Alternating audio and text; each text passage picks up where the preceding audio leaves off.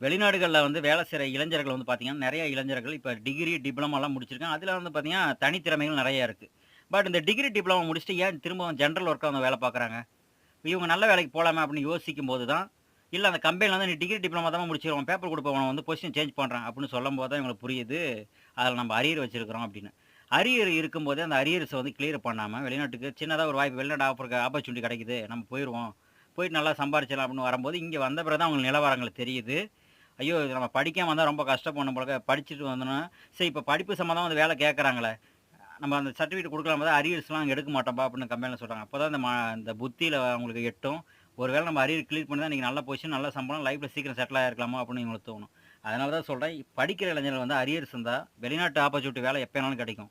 நீங்க அந்த குறிப்பிட்ட பீரியட்ஸ்க்குள்ள வந்து டிகிரி கம்ப்ளீட்டோ, இல்ல டிப்ளோமா கம்ப்ளீட்டோ, இல்ல எக்ஸ்பீரியன்ஸோ எடுத்துட்டு வந்தா மட்டும் தான் இங்க நல்ல வாய்ப்பு இருக்கும். பீரியட்ஸ தவற விட்டுறாதீங்க. முடிஞ்ச அளவுக்கு அரியர்ஸ் கிளியர் பண்ணிட்டு வாங்க.